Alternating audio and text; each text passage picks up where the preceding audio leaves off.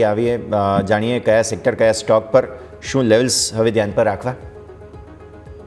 અત્યારે મને એવું લાગે છે કે ખાસ કરીને કન્ઝમ્પશન થીમ પર સૌથી વધારે રાખવાની જરૂર છે. અને જે રીતે કન્ઝમ્પશનનું એક આપણે દિવાળી અત્યારે આવી રહી છે અને એની પછી થોડા વખત પછી આપણે જોઈશું કે ક્રિસમસ પણ આવશે. એટલે જે ફેસ્ટિવલ સિઝન કન્ટિન્યુઅસલી લગભગ 2-2.5 મહિના ચાલવાની છે એનો એક સીધો ફાયદો કન્ઝમ્પશન થિયરી પર થશે. એટલે મારું જે ફર્સ્ટ જે સેક્ટર છે એ ડેફિનેટલી એફએમસીજી છે કે જેના પર તમારે વધારે ધ્યાન રાખવાની જરૂર છે. કારણ કે એક તો જીએસટીનો ફાયદો પણ આ બધી કંપનીઓને મળવાનો છે, કન્ઝ્યુમરને પણ મળવાનો છે અને ફેસ્ટિવિટીમાં ખરીદી ધૂમ થશે એવી પણ એક લગભગ ધારણા લગભગ સેવાઈ રહી છે. અને જે જાતના આંકડા અત્યારે જોયા છે ખરીદીના એ જોતાં પણ મને એવું લાગે છે કે આ સેક્ટર કદાચ આઉટ પરફોર્મ કરે તો બિલકુલ નવાઈ નહીં.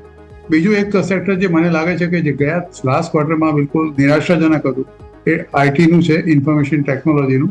જે પ્રમાણે રિઝલ્ટ ગઈકાલે આપણે જોયા, પર્સિસ્ટન્ટ સિસ્ટમના જોયા, આપણે જે રીતે મહિન્દ્રાના રિઝલ્ટો જોયા, એ બધા રિઝલ્ટ જોતા મને એવું લાગે છે કે તે bad days have been gone અને ધીરે ધીરે આ બધી કંપનીઓ been doing very well compared to the first 2 quarters of 2025-26.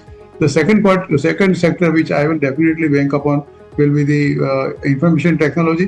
મોટાભાગના શહેરો બહુ જ મોટા પાયે કરેક્ટ થઈ ચૂક્યા છે અને એમાંય તમે વિશેષ કરીને દિગ્ગજોની જે વાત કરીએ આપણે, ટીસીએસ છે, ઇન્ફોસિસ છે, HCL ટેક છે, આ બધા એમાં શહેરોમાં તમારે ચોક્કસ ધ્યાન રાખવાની બહુ જરૂર છે કારણ કે લગભગ આ બધા શહેરો બોટમ આઉટ થઈ ચૂક્યા છે.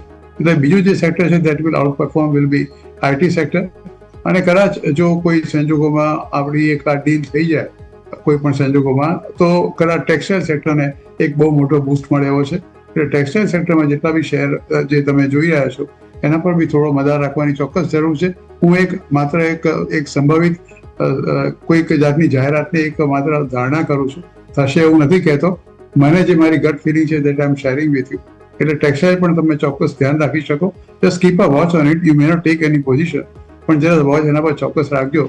અને ફાર્મા સેક્ટર પર થોડા કોશિયસ રહેવાની જરૂર છે કારણ કે ભલે એમને જનરિક પર કોઈ ડ્યુટી નથી નાખી પણ કઈ ઘડીએ શું કરે અને કઈ જાતના સ્ટેટમેન્ટ આવે એનો કોઈ ભરોસો નથી. એટલે you have to be extremely careful for pharma sector.